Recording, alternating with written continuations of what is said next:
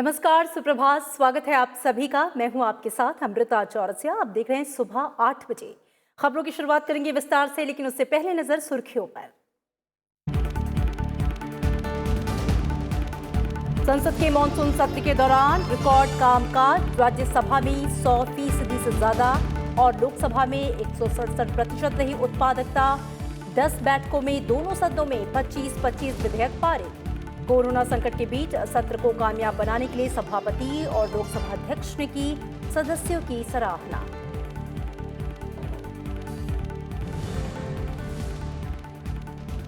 श्रम सुधारों से होगा मजदूरों का भला और आर्थिक विकास को मिलेगी मजबूती। श्रम सुधारों से जुड़े 3 विधेयकों को संसद की मंजूरी के बाद प्रधानमंत्री नरेंद्र मोदी का ट्वीट। कहा, नई श्रम संहिता में मजदूरों की पेशागत सुरक्षा को प्राथमिकता। मॉनसून सत्र के आखिरी दिन लोकसभा में बंदरगाहों को स्वायत्तता देने से जुड़ा विधेयक पारित। कोविड-19 से निपटने के लिए छोटे छोटे कंटेनमेंट जोन पर ध्यान केंद्रित करे राज्य। महामारी से सबसे ज्यादा पीड़ित 7 राज्यों और केंद्र शासित प्रदेश के मुख्यमंत्रियों के साथ बैठक में प्रधानमंत्री नरेंद्र मोदी ने कहा, संक्रमण के खिलाफ लड़ाई के साथ साथ अब आर्थिक मोर्चे पर भी पूरी ताकत से आगे बढ़ने की जरूरत है।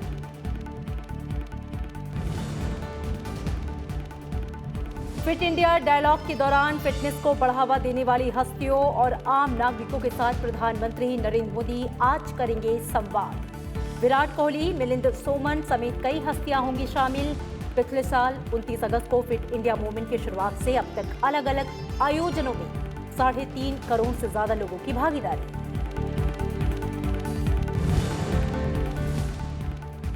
और कर्नाटक के बेलगाम से सांसद और रेल राज्य मंत्री अंगड़ी सुरेश चन्नबसप्पा का कोरोना से निधन। राष्ट्रपति, उपराष्ट्रपति, प्रधानमंत्री समेत केंद्रीय मंत्रियों ने जताया शोक। पूर्व प्रधानमंत्री एच.डी. देवेगौड़ा, मुख्यमंत्री बी.एस. येदियुरप्पा और बीजेपी अध्यक्ष जे.पी. नड्डा समेत नेताओं ने जताया दुख। सम्मान में आज झुका रहेगा राष्ट्रीय ध्वज।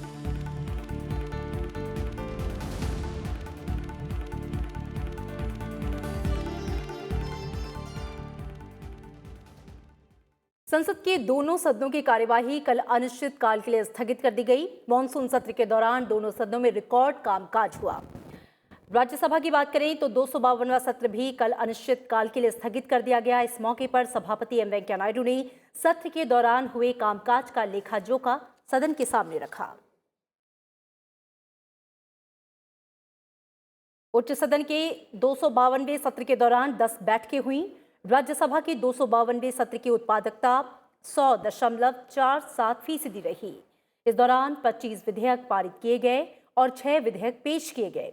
विधेयकों पर चर्चा में 198 सदस्यों ने हिस्सा लिया। सांसदों ने तय समय से ज्यादा कार्यवाही में शामिल होकर विधायी कामकाज निपटाने में सहयोग दिया।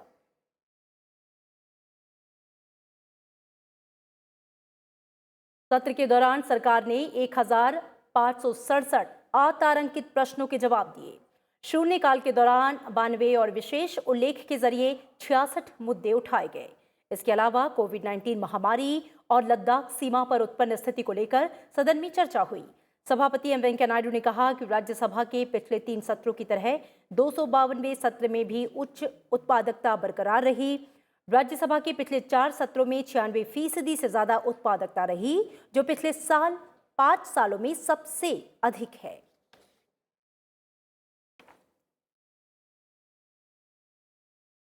Let me give a brief account of this session. During the 10 sittings, total of 25 bills have been passed and 6 bills have been introduced. The productivity of the House during this session has been 100.47% as against the scheduled available time of 38 hours and 30 minutes. The actual functional time of the House has been 38 hours and 41 minutes. While 3 hours and 15 minutes time of the House has been lost unfortunately due to disruptions, the House sat for an extra time of 3 hours and 26 minutes. I'm happy to inform you that the new normal of high productivity witnessed during the last 3 sessions has continued during this session as well. As a result, the overall productivity of the last 4 sessions come to a praiseworthy 96.13%. This high productivity for 4 consecutive sessions is the best during the last 5 years. सभापति M Venkaiah Naidu ने सत्र को स्थगित करने से पहले सभी सदस्यों को कोरोना संकट के बीच विशेष बैठक व्यवस्था के तहत सदन का सत्र चलाने में सहयोग के लिए बधाई दी। सभापति ने विशेष परिस्थिति में हुए इस सत्र को कामयाब बनाने के लिए राज्यसभा महासचिव, सचिवालय के कर्मचारियों, राज्यसभा टीवी, लोकसभा टीवी और सुरक्षा एजेंसियों की भूमिका को भी सराहा।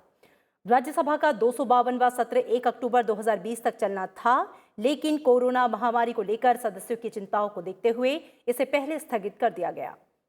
1952 में राज्यसभा के अस्तित्व में आने के बाद अब तक हुए कुल 252 सत्रों में ये तीसरा सबसे छोटा सत्र रहा।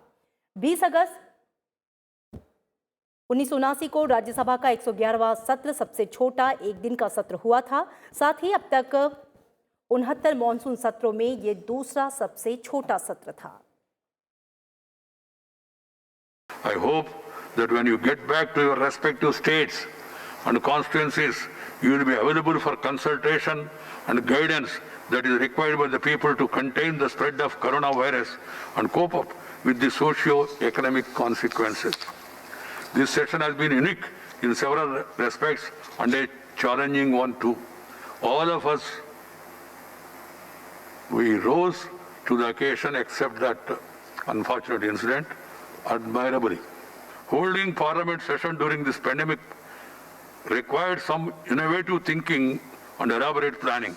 Well in advance, Secretary General Rajya Sabha and his team in the Secretariat, as also the Parliament Security Service, Rajya Sabha TV, Lok Sabha TV and other agencies including the Public Works Department who worked behind the scene did not fail me in this regard. I am very happy about it.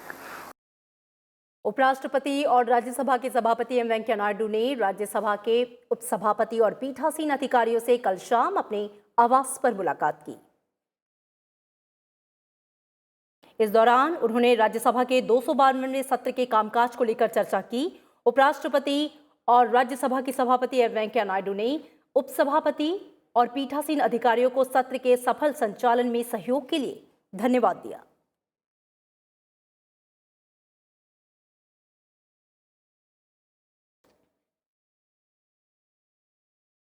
सत्रहवीं लोकसभा का चौथा सत्र भी कल अनिश्चित काल के लिए स्थगित कर दिया गया। इस मौके पर लोकसभा अध्यक्ष ने कहा कि ये मानसून सत्र कई मायनों में ऐतिहासिक रहा। उन्होंने कहा कि सदस्यों की सक्रिय सहयोग और सकारात्मक भागीदारी के कारण ही इस सत्र में सदन ने उत्पादकता के नए कीर्तिमान स्थापित किए। वैश्विक महामारी के दौरान भी लोकसभा की उत्पादकता 167% रही, जो कि अन्य सत्रों की तुलना में अधिक है। सत्र के दौरान 68% समय में विधायी कार्य जो हैं वो पूरे किए गए, जबकि 32% समय में गैर विधायी कार्य किए गए। 16 विधेयक पेश किए गए और कुल मिलाकर 10 बैठकों में 25 विधेयक पारित हुए। सत्र के दौरान 2300 अतारांकित प्रश्नों के उत्तर सभा पटल पर रखे गए। सत्र में माननीय सदस्यों ने शून्यकाल में 370 लोक महत्व के मामले उठाए। लोकसभा अध्यक्ष ने इस उपलब्धि के लिए सभी सदस्यों को बधाई दी है। वैश्विक महामारी के दौरान भी इस सत्र में कार्य उत्पादकता 167% रही, जो अन्य सत्रों की तुलना से अधिक है। इस सत्र के दौरान हमने 10 बैठकें की, जो बिना किसी अवकाश के शनिवार और रविवार को भी आयोजित की गई। इन बैठकों के लिए निर्धारित कुल 37 घंटों की तुलना में कुल 60 घंटे की कार्रवाई संपन्न हुई। इस सत्र में महत्वपूर्ण विधायी और अन्य कार्य का निपटान हुआ। सत्र के दौरान 68% समय में विधायी कार्य किए गए, शेष 32% में गैर विधायी कार्य किए गए। कुल मिलाकर 10 बैठकों में 25 विधेयक पारित हुए।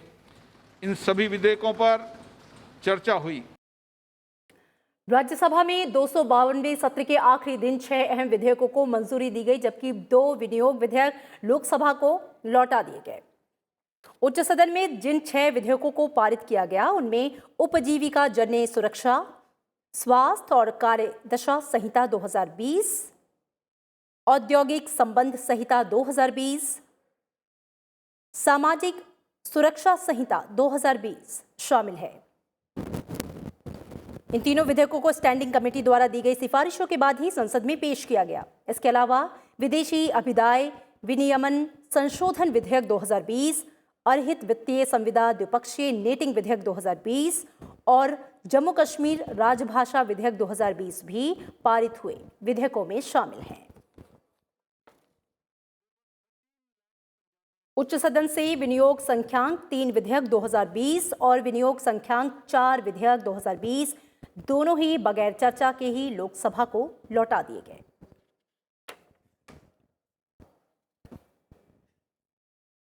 और श्रम सुधार से संबंधित 3 अहम विधेयकों को संसद की मंजूरी मिल गई।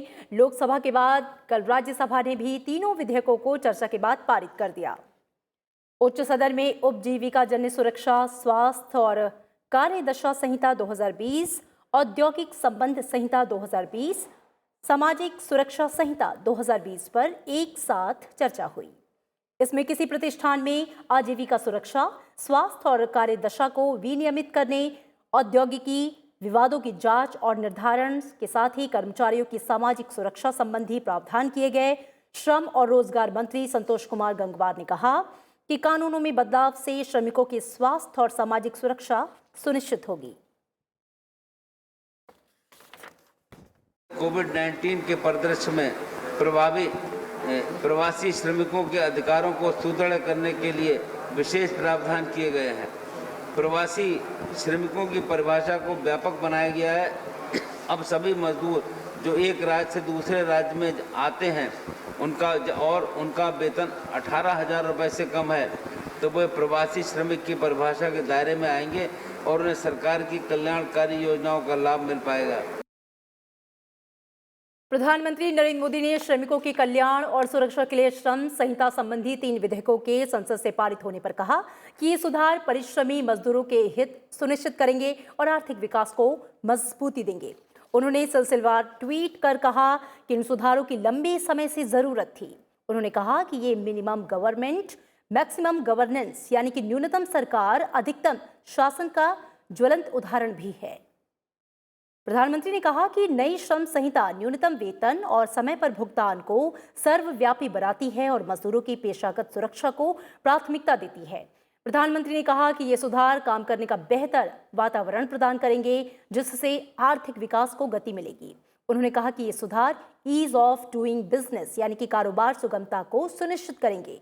इन सुधारों को बेहतर भविष्य वाला बताते हुए उन्होंने कहा कि इससे लाल फीताशाही और इंस्पेक्टर राज खत्म होंगे।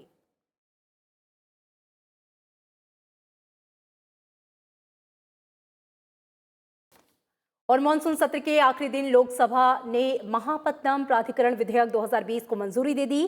केंद्रीय पोत परिवहन मंत्री मनसुख मांडविया ने विधेयकों पर विचार और पारित किए जाने का प्रस्ताव किया। विधेयक का मकसद बंदरगाहों की आधारभूत संरचना को बढ़ावा देने के साथ ही व्यापार और वाणिज्य को सुविधाजनक बनाने के मद्देनजर प्रमुख बंदरगाहों के प्रशासन में पेशेवराना अंदाज को बढ़ावा देना है।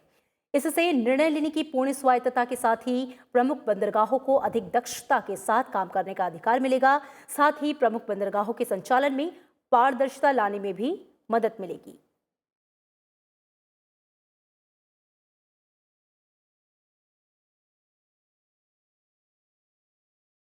राज्यसभा के नेता विपक्ष गुलाम नबी आजाद ने अगुवाई में कुछ विपक्षी दलों के प्रतिनिधिमंडल ने राष्ट्रपति रामनाथ कोविंद से कल शाम मुलाकात की और संसद से पारित कृषि सुधार से जुड़े विधेयकों को मंजूरी नहीं देने की अपील की।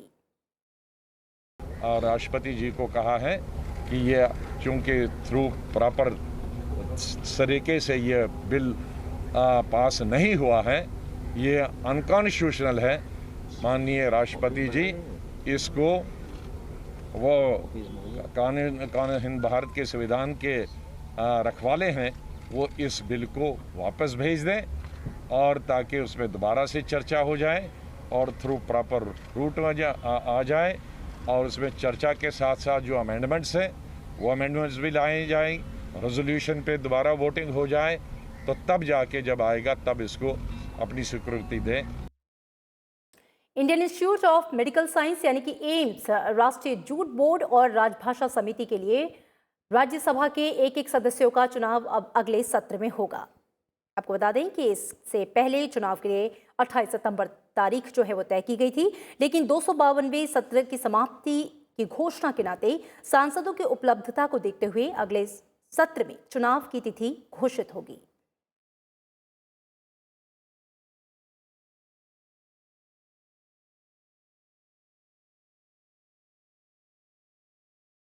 इसमें एम्स नई दिल्ली के लिए एक सदस्य की रिक्ति के लिए 3 सांसद डॉक्टर शांतनु सेन, डॉक्टर अनिल जैन और दीपेंद्र सिंह हुड्डा मैदान में हैं। वहीं राष्ट्रीय जूट बोर्ड की एक सीट के लिए 4 सांसद डोला सेन, प्रोफेसर मनोज कुमार झा, सरोज पांडे और पी भट्टाचार्य के बीच मुकाबला है। वहीं राजभाषा समिति के लिए एक सदस्य के पद के लिए मनोज कुमार झा, रामचंद्र जांगड़ा और शक्ति सिंह गोहिल मैदान में हैं। चुनाव अवश्यंभावी होने के कारण तिथि की घोषणा अब अगले सत्र के दौरान अधिसूचित होगी।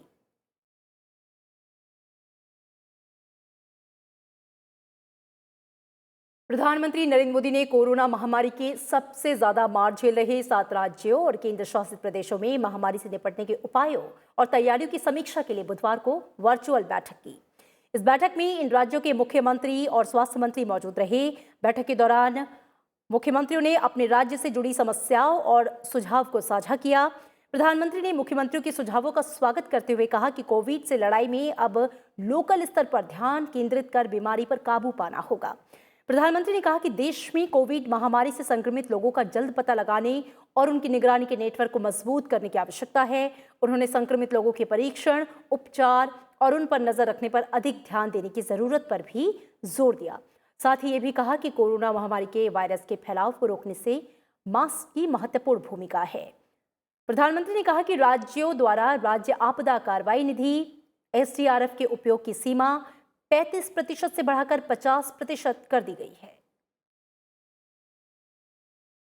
साथियों, प्रभावी टेस्टिंग, ट्रेसिंग, ट्रीटमेंट, सर्विलांस और स्पष्ट मैसेजिंग, इसी पर हमें अपना फोकस और बढ़ाना होगा। प्रभावी मैसेजिंग इसलिए भी जरूरी है क्योंकि ज्यादातर संक्रमण बिना लक्षण का है।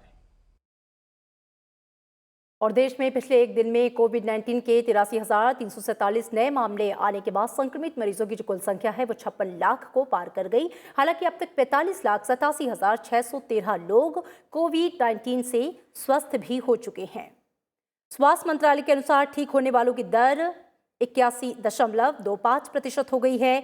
देश भर में सक्रिय रोगियों की कुल संख्या अब घटकर 9,68,377 हो गई।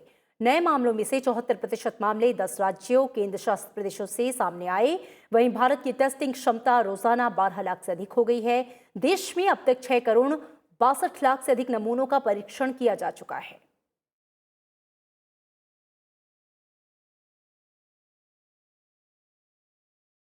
प्रधानमंत्री नरेंद्र मोदी आज देशव्यापी ऑनलाइन फिट इंडिया संवाद के दौरान फिटनेस को बढ़ावा देने वाले और लोगों के साथ संवाद करेंगे। फिट इंडिया अभियान की पहली वर्षगांठ मनाने के लिए इस संवाद का आयोजन किया जा रहा है। प्रतिभागी फिटनेस और अच्छे स्वास्थ्य के बारे में प्रधानमंत्री के मार्गदर्शन प्राप्त करते हुए अपनी फिटनेस के अनुभवों को साझा करेंगे। शरीर को स्वस्थ और स्फूर्तिमय बनाए रखते हैं। पिछले साल अगस्त में फिट इंडिया मूवमेंट शुरू हुआ था। इस कार्यक्रम में हिस्सा ले रहे लोग देश और प्रधानमंत्री से अपनी फिटनेस के राज साझा करेंगे। प्रधानमंत्री नरेंद्र मोदी भी फिटनेस को लेकर अपनी सोच को देश के साथ साझा करेंगे। फिटनेस और स्वास्थ्य पर अपने विचार साझा करने वालों में भारतीय क्रिकेट टीम के कप्तान विराट कोहली, फिटनेस जगत की जानी मानी हस्ती और आयरमैन ट्रायथलॉन के विजेता मिलिंद सोमन, पैरालंपियन स्वर्ण पदक विजेता देवेंद्र झाझरिया और पोषण विशेषज्ञ रुजुता दिवेकर शामिल हैं। फिट इंडिया मूवमेंट की शुरुआत 29 अगस्त 2019 को की गई। ये प्रधानमंत्री नरेंद्र मोदी की खुद की पहल है। इस अभियान के तहत विभिन्न आयोजनों में 3.5 करोड़ से अधिक भारतीयों की सामूहिक भागीदारी देखने को मिली। 15 अगस्त 2019 को फिट इंडिया फ्रीडम रन में 2 करोड़ से अधिक प्रतिभागियों ने हिस्सा लिया। इसके अलावा 30 करोड़ लोगों ने डिजिटल माध्यम से भी इसमें हिस्सा लिया। फिट इंडिया मूवमेंट को आगे बढ़ाने के लिए फिट इंडिया डायलॉग का उद्देश्य नागरिकों से स्वास्थ्य और फिटनेस के बारे में विचार विमर्श करना है।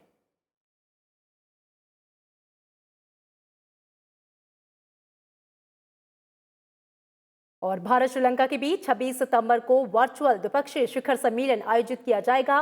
प्रधानमंत्री नरेंद्र मोदी और श्रीलंका के प्रधानमंत्री महिंद्रा राजपक्षे वर्चुअल द्विपक्षीय शिखर सम्मेलन में हिस्सा लेंगे।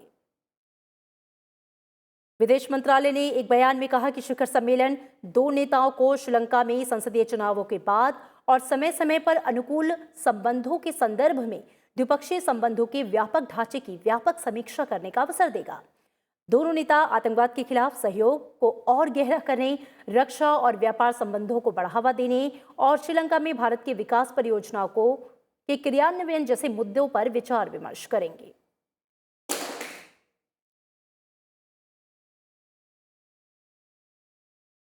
राष्ट्रपति रामनाथ कोविंद आज वर्चुअल माध्यम से वर्ष 2018-19 के लिए राष्ट्रीय सेवा योजना पुरस्कार प्रदान करेंगे। केंद्रीय खेल और युवा मामलों के मंत्री किरेन रिजिजू विज्ञान भवन में होने वाले इस समारोह में शामिल होंगे। वर्ष 2018-19 के लिए राष्ट्रीय सेवा योजना पुरस्कार 3 विभिन्न श्रेणियों में 42 विजेताओं को दिया जाएगा।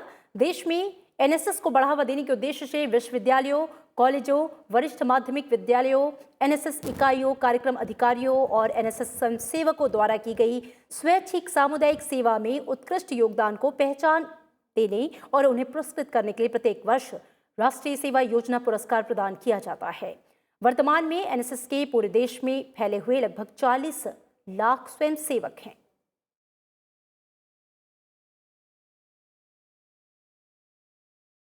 देश में विकसित पृथ्वी 2 मिसाइल का कल ओडिशा के एक केंद्र में सफल परीक्षण किया गया। सतह से सतह पर मार करने वाली ये मिसाइल परमाणु हथियार ले जाने में सक्षम है।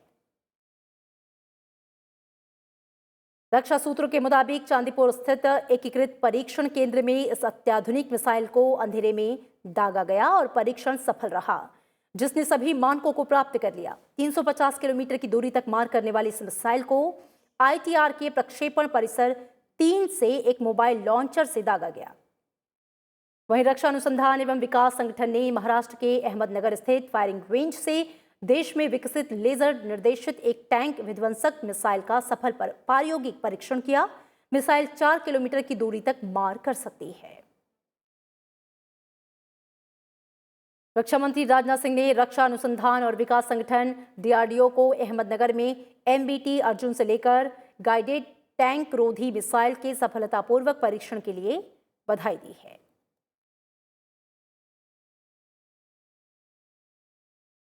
भारत और ऑस्ट्रेलिया की नौसेना ने हिंद महासागर में युद्ध अभ्यास पूर्वी हिंद महासागर में किया जा रहा है। इस अभ्यास में ऑस्ट्रेलियाई पोत HAMS हॉबर्ट हिस्सा ले रहा है।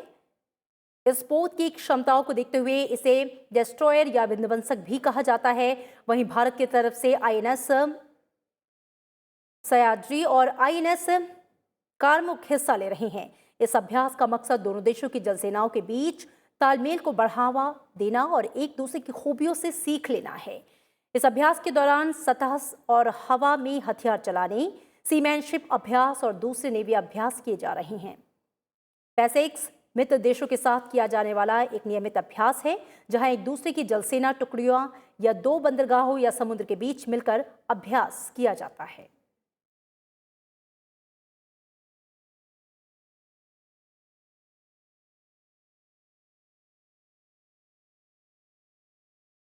और केंद्रीय रेल राज्य मंत्री सुरेश चन्नबसप्पा अंगड़ी का बुधवार को कोरोना बीमारी से दिल्ली के एम्स में निधन हो गया। वे बेलगाम से 17वीं लोकसभा के लिए निर्वाचित हुए थे और उन्होंने रेल राज्य मंत्री का कार्यभार संभाला था। सुरेश अंगड़ी पहली बार 2004 में सांसद चुने गए। वे 4 बार बेलगाम से सांसद रहे। बीजेपी सदस्य सुरेश अंगड़ी 1996 में पार्टी की बेलगाम जिला इकाई के उपाध्यक्ष बन गए थे। 2001 में उन्हें पार्टी की जिला इकाई का अध्यक्ष नामित किया गया। 2004 में बेलगाम लोकसभा सीट के लिए पार्टी के उम्मीदवार नामित होने तक वे इसी पर बने रहे। रेल राज्य मंत्री सुरेश अंगड़ी के सम्मान में दिल्ली के सरकारी कार्यालयों में आज राष्ट्रीय ध्वज आधा झुका रहेगा। सुरेश अंगड़ी के निधन पर राष्ट्रपति, उपराष्ट्रपति और प्रधानमंत्री समेत राजनीतिक हस्तियों ने शोक प्रकट किया है। राष्ट्रपति रामनाथ कोविंद ने सुरेश अंगड़ी के निधन पर शोक जताते हुए कहा कि केंद्रीय मंत्री और वरिष्ठ सांसद सुरेश अंगड़ी के असामयिक निधन के समाचार से स्तब्ध हूं। यह जनसेवा के क्षेत्र की विशेष रूप से कर्नाटक के लोगों के लिए एक त्रासद हानि है। मेरी शोक संवेदना उनके शोकाकुल परिवार, सहकर्मियों और असंख्य सहयोगियों के साथ है।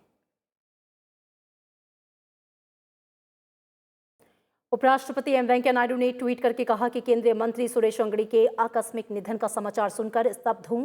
वो एक बेहद लोकप्रिय और जमीन से जुड़े नेता थे जो आजीवन वंचितों के हक के लिए संघर्ष करते रहे। शोकाकुल परिवार को मेरी संवेदनाएं।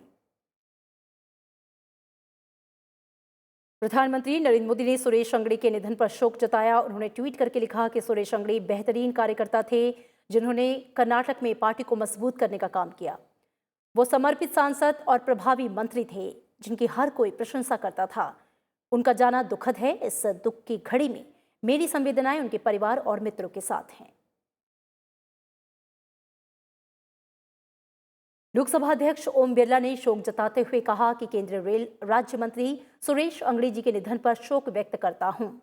कार्य के प्रति सदैव समर्पित रहने वाले सुरेश जी का वंचित वर्गों के कल्याण, जनसेवा तथा ग्रामीण क्षेत्र में शिक्षा को प्रोत्साहित करने में अद्वितीय योगदान रहा। शोक संतप्त परिजनों के प्रति संवेदना।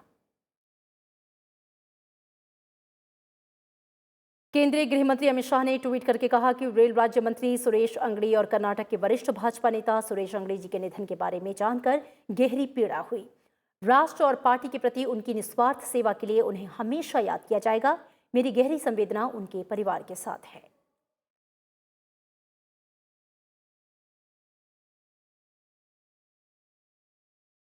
केंद्रीय रेल राज्य मंत्री सुरेश चन्नबसप्पा अंगड़ी के निधन पर कई नेताओं ने शोक जताया है। बीजेपी अध्यक्ष जेपी नड्डा ने कहा कि सुरेश अंगड़ी ने अपना सारा जीवन संगठन के लिए समर्पित कर दिया और पूरी मेहनत और करुणा के साथ समाज की सेवा की। संवेदनशीलता के साथ with a lot of feelings for passengers, for our people of India, वो काम करते थे, जनता की सेवा में जुटे रहते थे। और मेरे लिए तो जो क्षति व्यक्तिगत पहुंची है, my deep personal loss, I have no words to express. उनकी आत्मा को भगवान शांति दे, अपने चरणों में स्थान दे, ये मैं कहना चाहता हूँ। सच में हमने अपने वरिष्ठ साथी को अल्प आयु में ही, मध्य आयु में ही उनको हमसे बिछड़ गए, इस बात का दुख लाखों कार्यकर्ताओं को।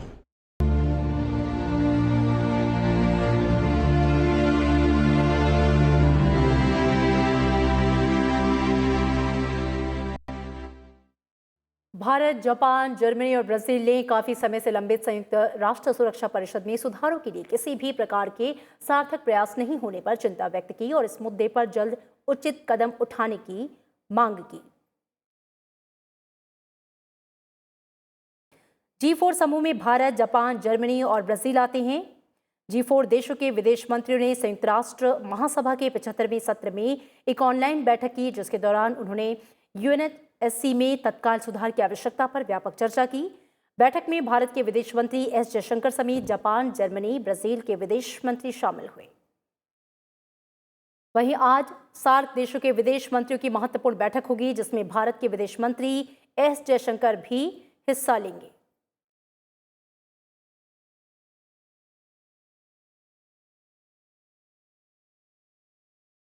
मशहूर भारतीय महिला क्रांतिकारी भीकाजी रुस्तम कामा की आज जयंती है। क्रांतिकारी आंदोलन में उनका नाम विशेष तौर पर लिया जाता है। भीकाजी कामा भारतीय मूल की फ्रांसीसी नागरिक थीं, जिन्होंने लंदन, जर्मनी और अमेरिका की यात्रा कर भारत की आज़ादी के लिए माहौल बनाया। उन्होंने विदेश में रहकर भी भारतीय क्रांतिकारियों की भरपूर मदद की। अपने लेखों और भाषणों से उन्होंने क्रांतिकारियों का मनोबल भी ऊंचा किया।